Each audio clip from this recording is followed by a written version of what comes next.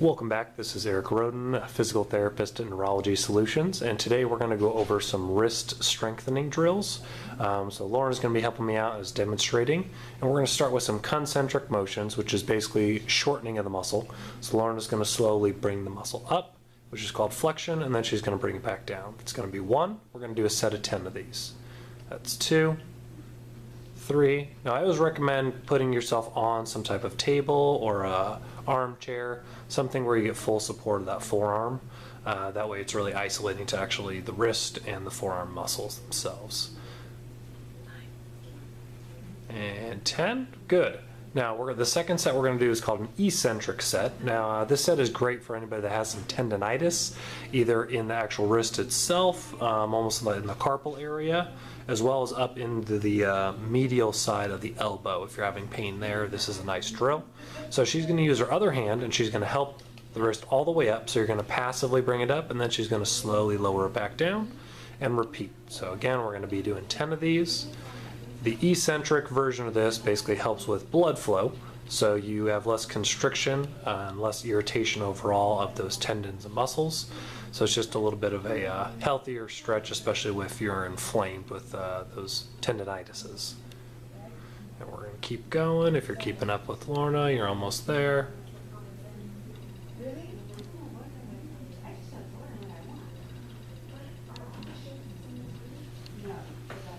Alright, so last one of that, we're going to now flip over and work on the extensor group. So probably a more important group of them in the Parkinson's world because we tend to have that flexed posture, kind of the clawed grip from the tremor and the tension.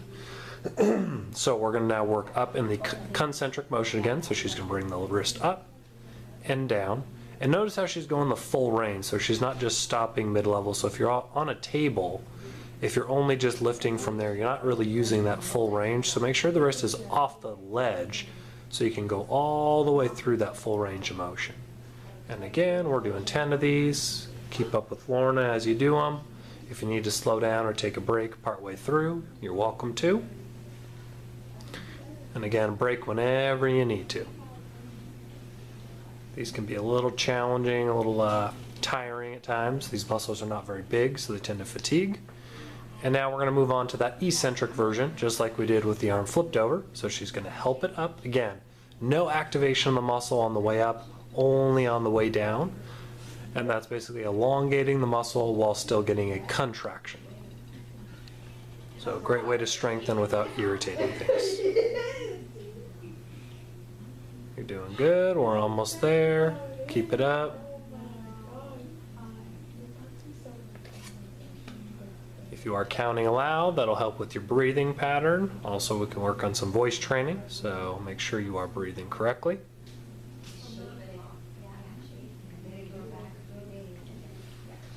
And then we're going to now move on to pronation and supination, or turning your hand over to palm down and palm up. So notice Lauren is now going to grip on one end of this. This could be used with a hammer as well, or just a water bottle. And she's going to rotate all the way to the other side. And then back, and she wants to try to do it in a nice fluid motion. So there and back is 1, 2, make sure you're counting out loud,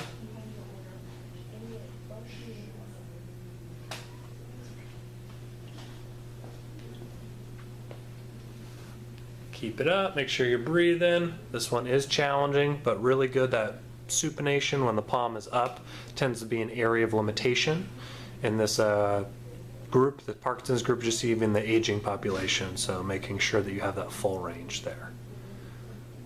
And you can speed it up, that's also important. Again, slow down depending on what your need is, or take a break in between. Alright, so that finishes our basic wrist strengthening series. Again, check it out. Use this with your physical therapist, occupational therapist, or trainers. If you don't have anyone, come see us at Neurology Solutions. We'd love to help you out. We'll see you next time.